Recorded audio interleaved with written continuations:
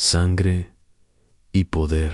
Estas fueron las obsesiones gemelas que definieron el reinado de Henry VIII, mientras su cuerpo hinchado se pudrió. Desde dentro, durante los últimos días de invierno de 1547, el rey más notorio de Inglaterra enfrentó su mortalidad con el mismo cálculo despiadado que le había visto ejecutar a 2 esposas e incontables enemigos. El león se está muriendo, susurró Cortesanos a puerta cerrada, pero sus garras permanecen agudas hasta el final andón. El viaje a esta grotesca final comenzó décadas antes con un apuesto príncipe atlético reconocido en toda Europa por su vigor y encanto. ¿Cómo se transformó este chico dorado renacentista en el monstruoso tirano que suspira en las cámaras encendidas de velas del Palacio Whitehall? La respuesta no se encuentra solo en sus infames matrimonios, sino en una serie de catástrofes médicas que desviarían tanto su cuerpo como su mente más allá del reconocimiento. En enero de 1547, Henry apenas era reconocible como el hombre que una vez había juzgado con los mejores caballeros de Christendom. Su cuerpo se había convertido en un campo de batalla de aflicciones. Sus piernas llenas de úlceras sudantes que emitieron un olor tan sucio que Corteas luchó por no vomitar en su presencia. El rey ahora requería dispositivos mecánicos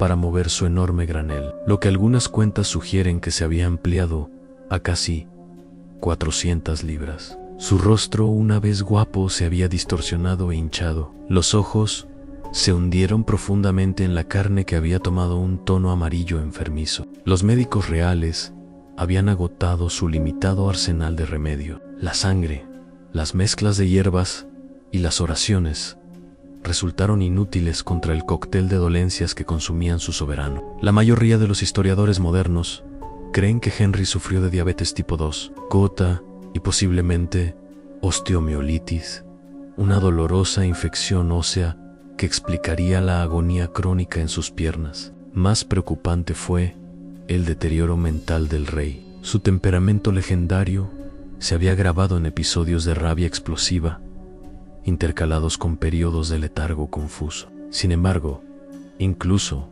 cuando la muerte se acercó, la política de sucesión consumió la corte real. La tercera esposa del rey, Jane Seymour, finalmente le había proporcionado un heredero masculino, el débil Edward, de 9 años. Pero las facciones poderosas ya se posicionaban para controlar al niño después de la muerte de Henry III.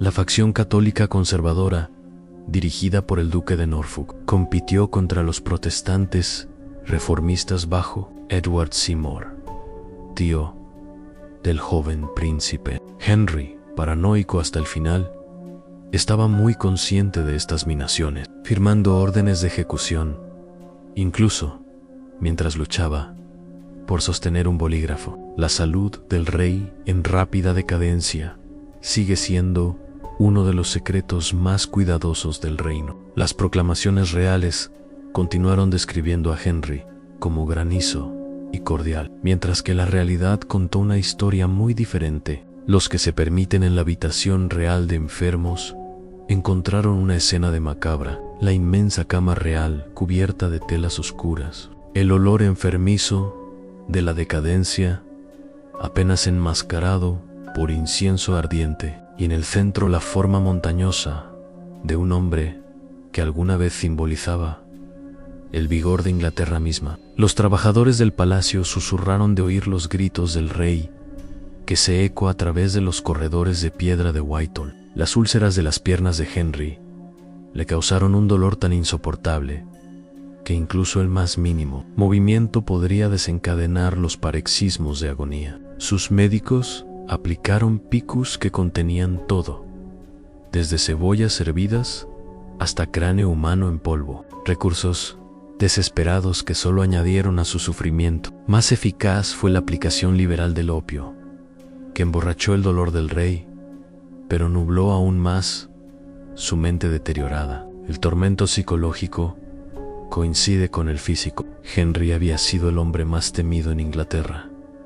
Su palabra, literalmente, vida o muerte, por cualquier tema. Ahora se encontró indefenso contra la traición de su propia carne. Los registros de la corte indican un comportamiento cada vez más errático. Momentos de cerca del delirio cuando se deslizaba sobre los fantasmas de los rivales, ejecutados, o llamaba a las esposas, muertas, desde hace mucho tiempo. En periodos más lúcidos, el rey obsesivamente revisó su voluntad, decidido a controlar el futuro de su dinastía, incluso más allá de la tumba. Los contemporáneos observaron con alarma cómo el rey vacació entre posiciones religiosas durante estos últimos días, habiendo roto de Roma para establecerse como cabeza de la Iglesia de Inglaterra. Henry ahora parecía atormentado por dudas espirituales. Un día exigiría rituales católicos y luego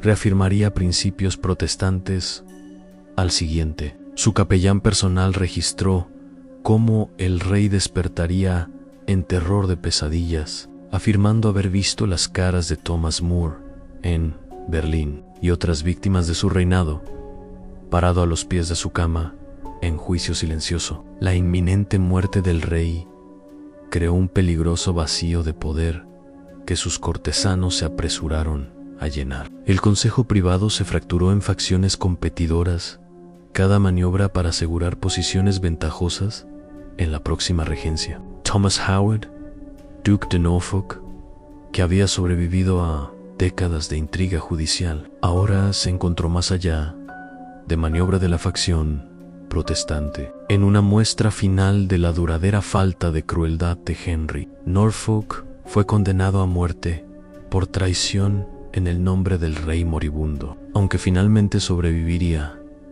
cuando Henry expiró antes de que pudiera ejecutarse la ejecución. El 27 de enero de 1547 marcó el comienzo del colapso final de Henry en los. Testigos informaron que el rey experimentó un ataque tan violento que los asistentes tuvieron que detenerlo para prevenir lesiones. Cuando pasó el episodio, Henry luchó por hablar, su lado derecho parcialmente paralizado, evidencia clara de lo que la medicina moderna identificaría como un derrame cerebral masivo. Los médicos de la corte, conscientes profundamente de que el fracaso en salvar al rey podría dar lugar a su propia vergüenza o ejecución, trabajaron frenéticamente para revivir a su paciente, aplicando hierros calientes a su piel y forzando mezclas medicinales amargas en su garganta. Durante esta experiencia, el acceso a la cámara real de cama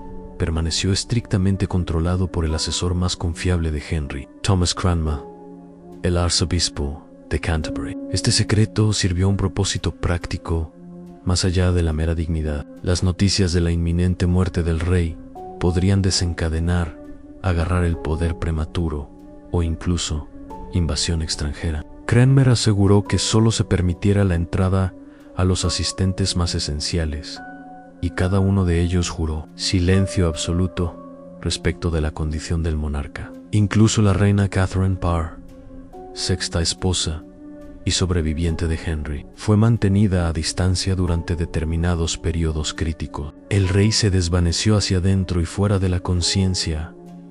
A partir de enero, se volvió a febrero. Durante breves períodos de lucidez, Henry habría expresado un creciente terror sobre su juicio inminente ante Dios, el hombre que había ejecutado a 2 esposas, innumerables, nobles y miles de sujetos comunes.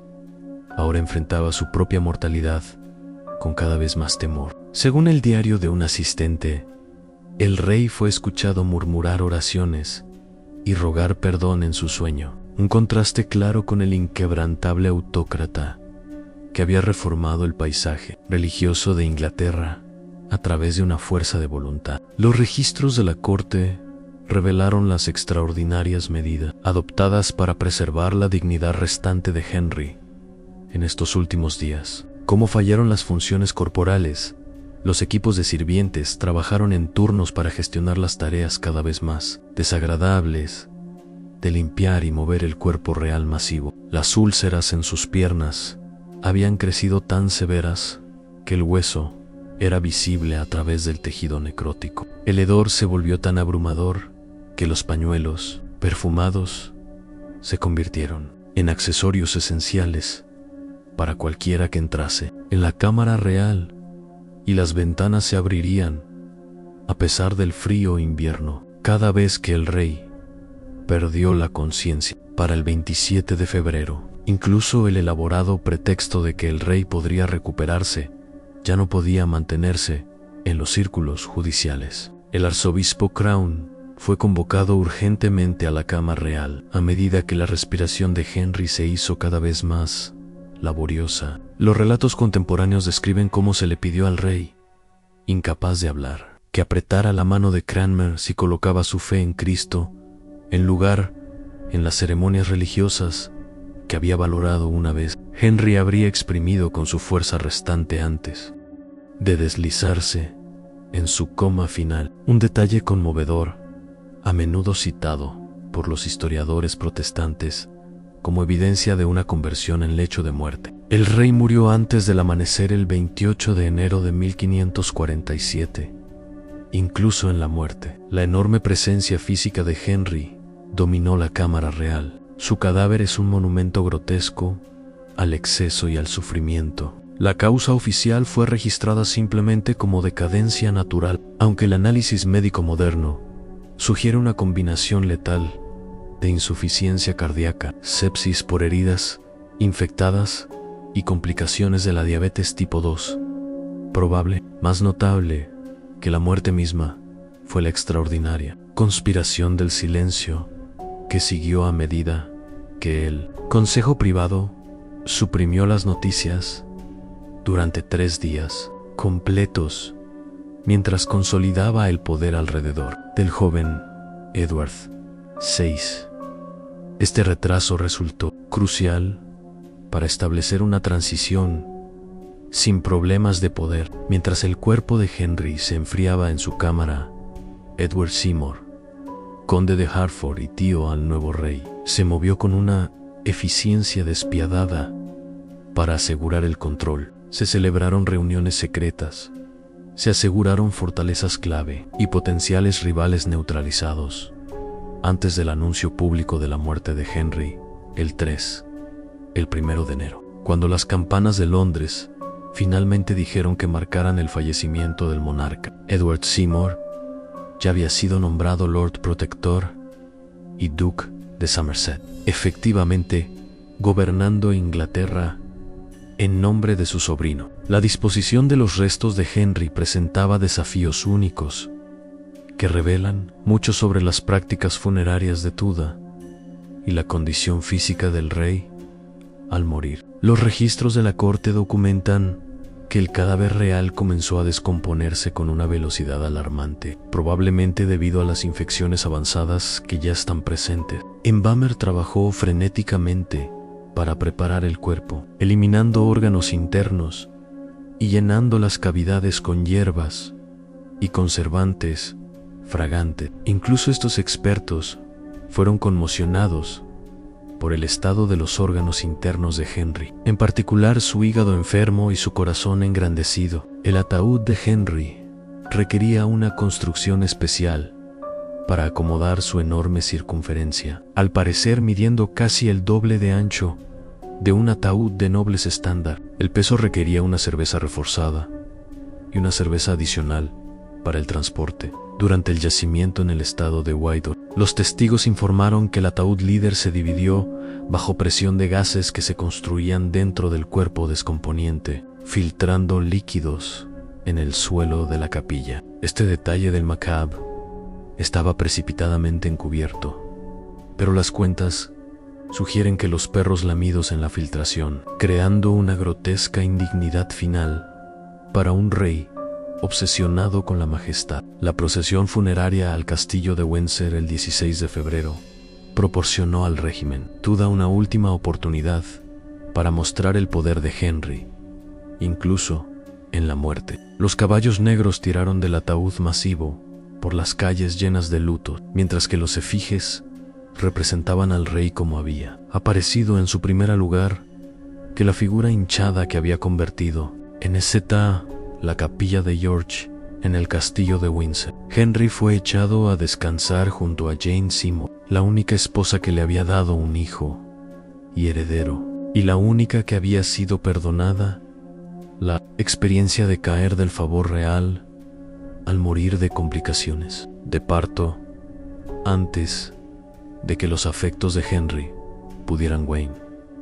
La realidad física del cadáver en descomposición de Henry estaba en contraste con el mito que ya estaba en marcha sobre su reinado. Pintores de la corte como Hans Holbein habían elaborado la imagen duradera de Henry como la encarnación amplia de hombros del poder masculino, las piernas firmemente plantadas, las manos en las caderas, resplandeciente, desafiante al espectador. Esta propaganda cuidadosamente construida tenía poco parecido con el cuerpo devastado de la enfermedad, ahora sellado debajo del suelo de piedra de Windsor. Sin embargo, se convertiría en la representación definitiva de Henry VIII en la imaginación popular durante siglos. La voluntad de Henry reveló sus intentos finales de controlar el futuro desde más allá de la tumba. El documento de 30 páginas detalla la sucesión,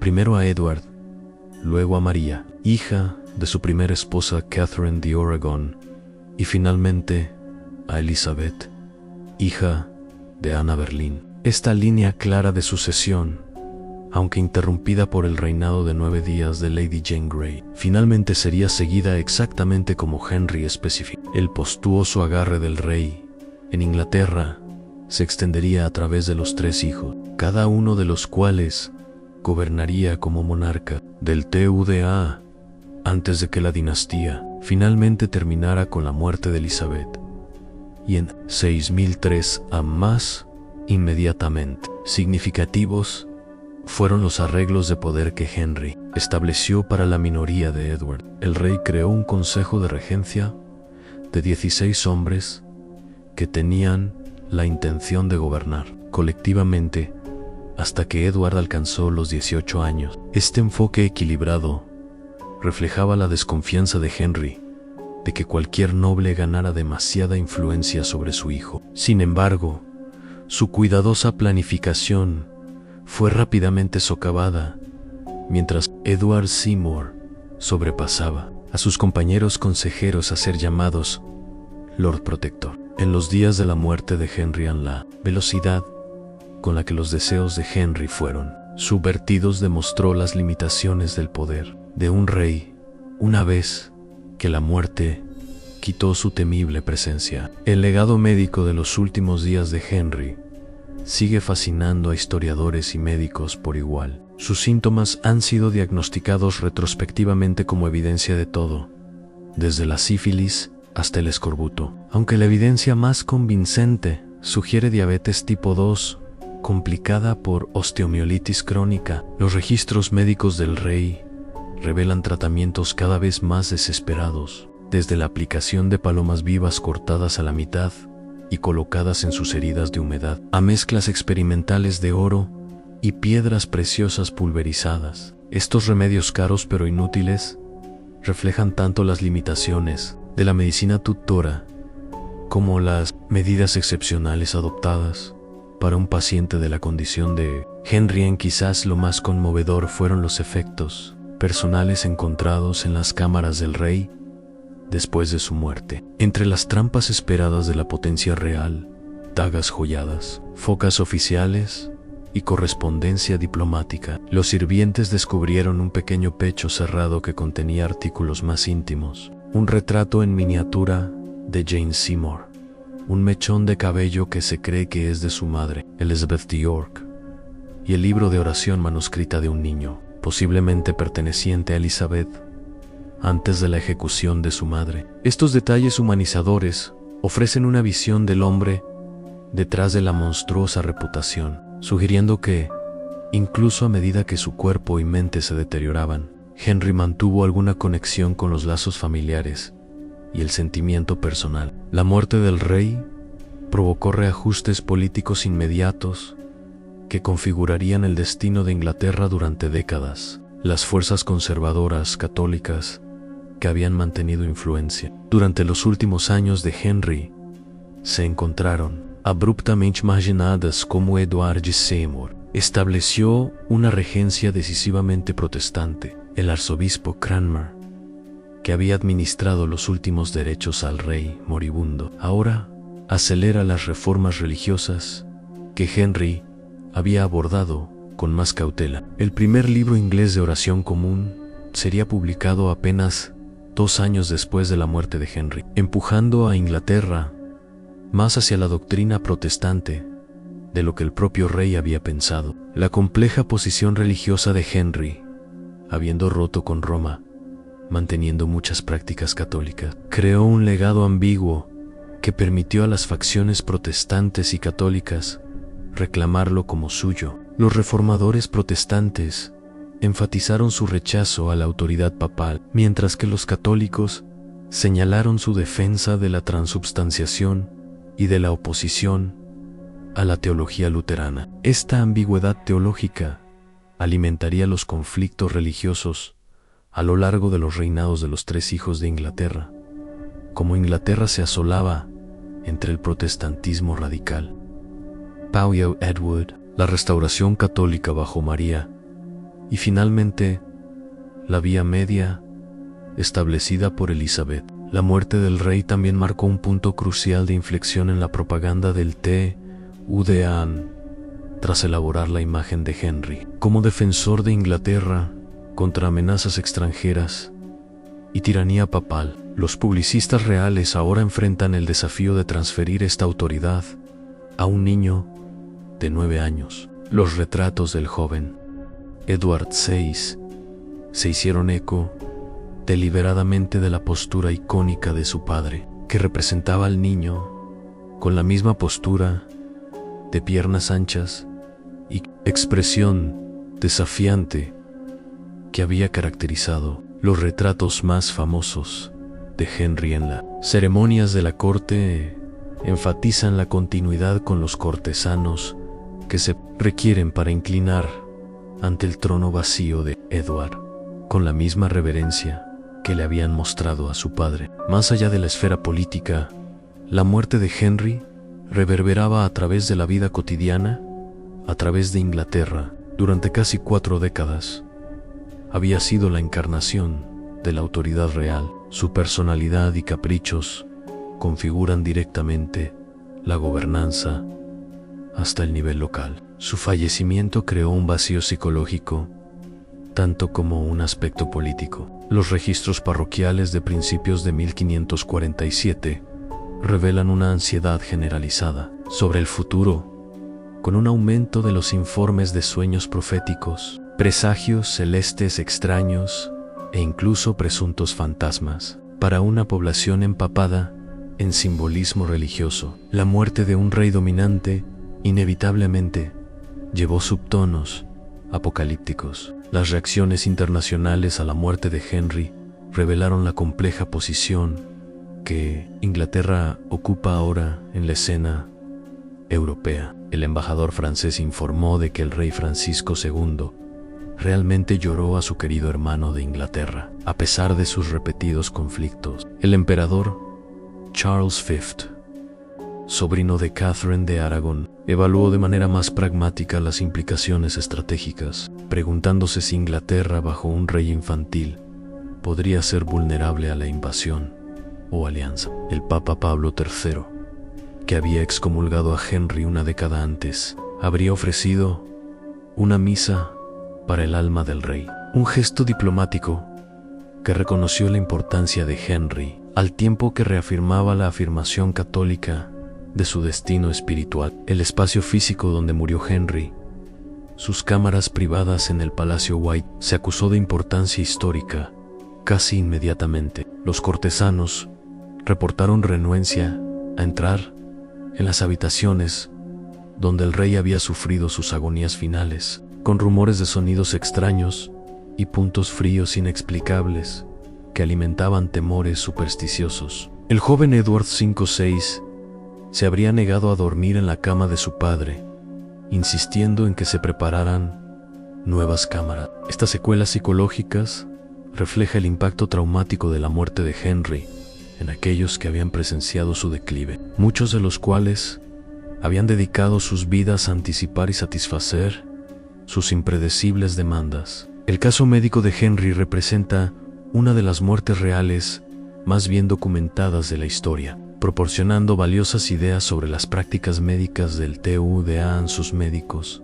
guardaban registros detallados de los tratamientos administrados durante sus últimos meses, registros que sobrevivieron porque fueron preservados como evidencia de que se había hecho todo lo posible para salvar al rey. Estos documentos revelan un enfoque que combina la antigua medicina galénica con las nuevas técnicas renacentistas, la taza caliente para sacar malos humores, preparaciones a base de textos clásicos e incluso formas tempranas de hidroterapia. El fracaso de estos métodos para proporcionar ayuda demuestra las limitaciones a las que se enfrentan incluso los médicos más avanzados de la era. La obsesión del rey con su imagen postuosa se extendió a instrucciones explícitas para su tumba, un monumento masivo que enhenaría todos los demás sitios de entierro reales en Inglaterra. Henry encargó elaborados diseños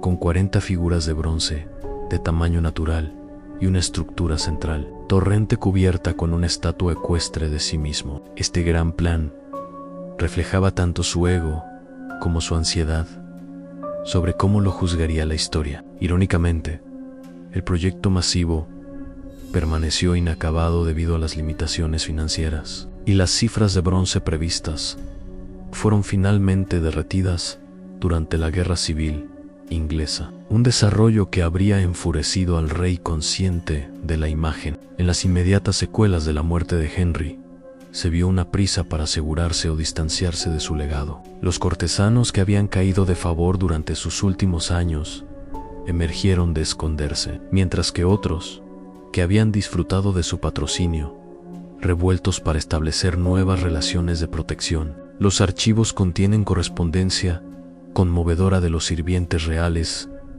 De repente se encuentran sin posición, después de décadas de servicio a las necesidades personales del rey. Para muchos, la adaptación resultó imposible. Las habilidades necesarias para manejar el temperamento volátil de Henry tenían poca aplicación en el tribunal más restringido de Edward VI.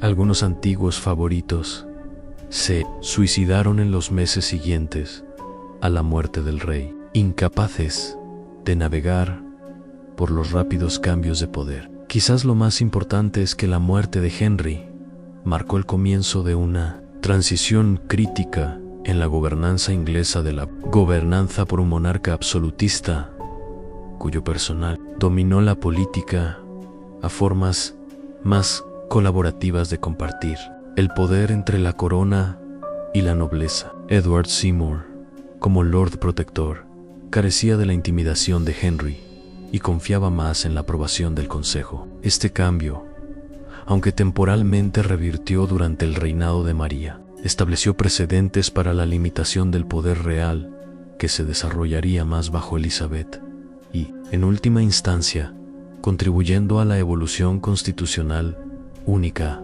de Inglaterra. La muerte de Henry debilitó paradójicamente la institución misma de la monarquía absoluta, que había pasado su vida fortaleciendo. La enfermedad final del rey se convirtió en un tema de intensa retrospectiva médica, con cada generación de médicos reinterpretando sus síntomas según la comprensión contemporánea. Los médicos victorianos, influenciados por perspectivas morales sobre la enfermedad, enfatizaron la sífilis como una causa probable, viendo la condición de Henry como una retribución divina por sus excesos sexuales. Los especialistas del siglo XX se centraron más en los trastornos metabólicos, sugiriendo que la gota y la diabetes son culpables primarios. Los historiadores médicos modernos han propuesto un diagnóstico más complejo, incluyendo el síndrome de Malau, una afección genética rara que explicaría tanto su deterioro físico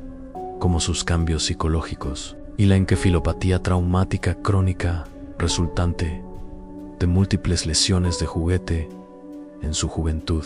La disposición de las posesiones personales de Henry proporciona un vislumbre revelador de las actitudes de Tudor hacia la muerte y el recuerdo. Los inventarios de la corte documentan cómo los objetos tocados por el rey en sus últimos días fueron tratados con particular reverencia, algunos conservados como cuasi reliquias. A pesar del rechazo oficial de esas prácticas, su último conjunto de ropa nocturna, manchada con fluidos corporales, fue quemada ceremonialmente bajo la supervisión de Cranmer, un acto que combina saneamiento práctico con significado simbólico. Los artículos más valiosos, incluyendo su amplia colección de instrumentos astronómicos y mapas, fueron cuidadosamente catalogados antes de ser distribuidos según su voluntad o retenidos para la educación de Edward. La muerte de Henry puso a sus esposas e hijos sobrevivientes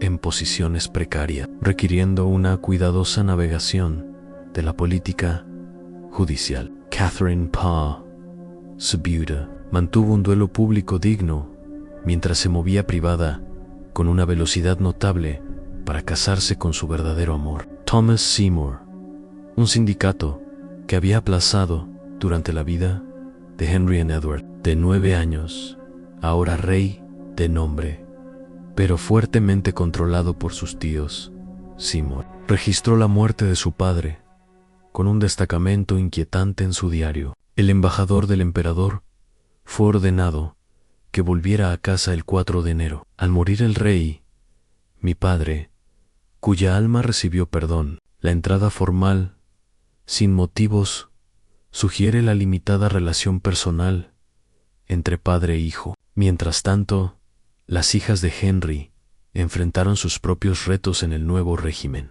María, a los 31 años, seguía siendo una católica comprometida, cada vez más alienada por las reformas protestantes de Edward. Elizabeth, de solo 13 años, tuvo que navegar por la vida de la corte con extraordinaria precaución. Su posición se volvió vulnerable por la ejecución de su madre y las preguntas persistentes sobre su legitimidad. Ambas princesas eventualmente tendrían éxito al trono que Henry les había prometido, pero el camino sería peligroso. María, evitando la ejecución durante la rebelión de Wyatt, y Elizabeth, soportando prisión en la torre durante el reinado de su hermana. Las cuentas de las últimas horas de Henry revelan el extraordinario aislamiento experimentado por incluso el monarca más.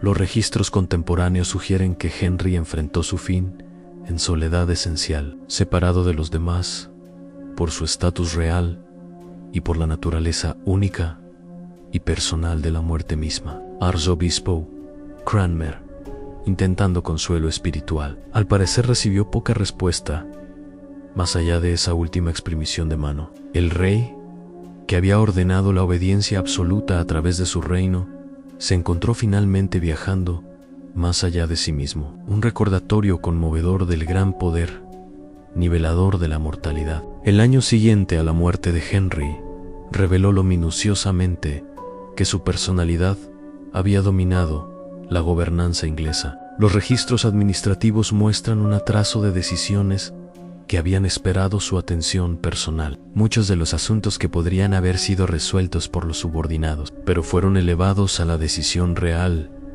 debido a una cultura de extrema deferencia. Bajo la regencia de Edward, los procesos gubernamentales fueron necesariamente reestructurados para funcionar sin la participación directa del rey. Esta transición, aunque inicialmente caótica, en última instancia fortaleció la gobernanza institucional, desarrollando sistemas burocráticos que pudieran funcionar independientemente de la atención personal del monarca. La elaborada procesión funeraria de Henry representaba su última aparición en el teatro público de poder de Inglaterra. Las cuentas contemporáneas describen caballos cubiertos de terciopelo negro, heraldos que llevan armas ceremoniales y una efigie de cera de tamaño natural del rey, en su totalidad de regalia, en su ataúd, el cuerpo artificial sustituyendo por el natural, en decadencia ocultado debajo. Esta procesión viajó de Londres a Windsor, durante varios días, permitiendo a miles de sujetos presenciar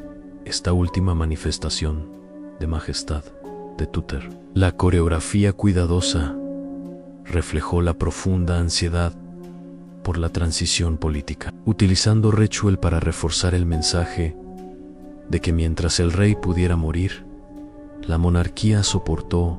Los médicos de la corte, que no habían salvado al rey, enfrentaron un destino incierto después de las consecuencias. Los registros médicos muestran algunas posiciones rápidamente, asegurando con otras familias nobles, mientras que otros enfrentaron ostracismo profesional por su asociación con el tratamiento fracasado de Henry. El doctor Thomas Wendy, que había sido lo suficientemente valiente como para informar a Henry de su inminente muerte, cuando otros no se atrevieron, perlabó esta demostración de valor en el servicio real continuo bajo Edward V. Las boticarias del rey se enfrentaron a un examen especial con inventarios de medicamentos suministrados durante la enfermedad final de Henry, examinados por posible negligencia o peor apresuramiento deliberado de la muerte. El examen científico de los restos de Henry, realizado durante las renovaciones de la bóveda en el diseño de 1800, proporcionó percepciones tentadoras de su condición física al morir. Los trabajadores informaron de que encontraron un enorme esqueleto consistente con la estatura conocida de Henry, con evidencia de un grave deterioro articular, especialmente en las piernas. Las técnicas forenses modernas, aplicadas a los registros médicos históricos, sugieren que Henry puede haber alcanzado el peso extraordinario de aproximadamente 400 libras al morir, con una medición de cintura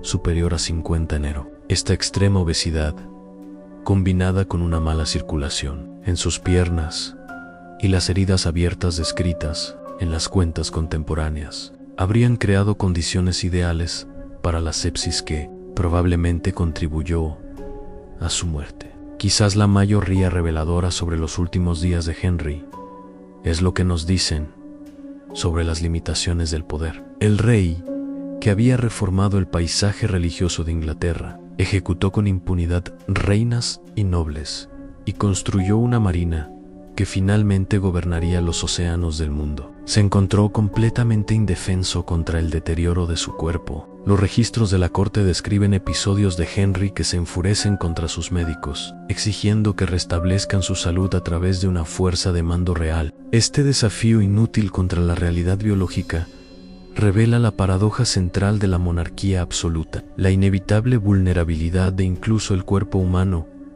más poderoso a la enfermedad, la decadencia y la muerte. La ambigüedad religiosa que rodea la muerte de Henry creó espacio para narrativas competitivas que sirvieron a varios propósitos políticos. Los crónicos protestantes enfatizaron momentos de claridad evangélica en los que los escritores católicos de fuera de Inglaterra representaban a un rey atormentado por el arrepentimiento de su ruptura con Roma.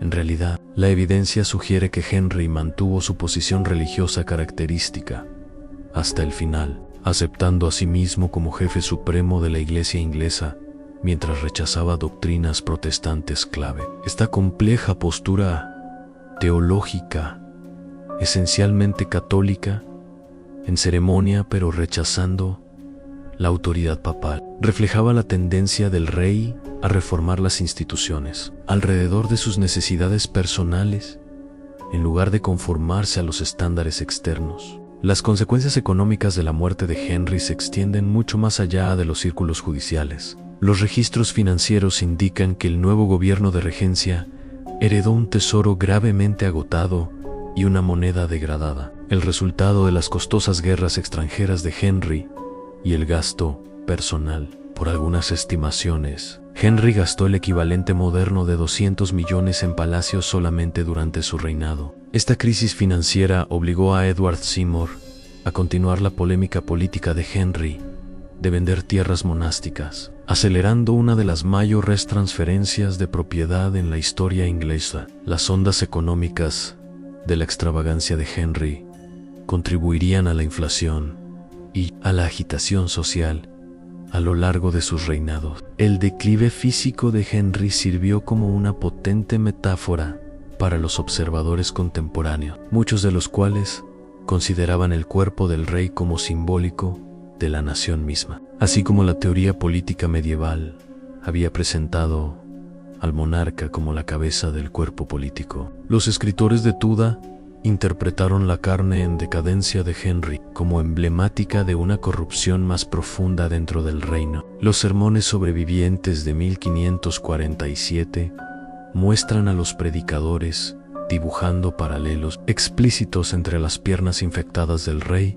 y percibido pudrición moral en la sociedad inglesa. Esta lectura simbólica obtuvo utilidad política durante el reinado de Eduardo. Como los reformadores argumentaron que, al igual que el cuerpo de Henry, había requerido una intervención radical, también las prácticas religiosas de Inglaterra necesitaban purificación. Los últimos días de Henry VIII representan un momento único en el que los conceptos medievales y modernos de la realeza chocaron. Por un lado, los elaborados rituales de muerte se ocupaban de enterrar y ansiedad, apropiados por la sucesión, reflejaban antiguos patrones de muerte real que databan de siglos atrás. Por otro lado, los registros médicos detallados, la precisión legal de la voluntad de Henry y la continuidad institucional del gobierno representaron enfoques más modernos del poder estatal.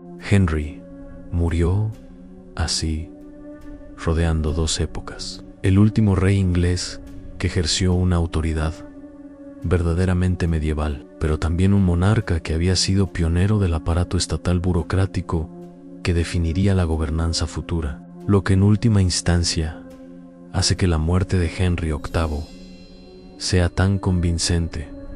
No es solo sus horribles detalles físicos o significado político, sino lo que revela acerca de la propia condición humana. El rey, que había dominado su época por una fuerza de personalidad, terminó su vida enfrentando las mismas limitaciones que enfrentaban los más humildes de sus súbditos. Las cuentas contemporáneas sugieren que Henry experimentó momentos de terror existencial en sus últimos días, enfrentando el juicio no como rey, sino simplemente como hombre. Como el arzobispo de Canterbury reportó que le recordaba mientras administraba los últimos derechos: usted está a punto de aparecer donde ningún título tiene peso.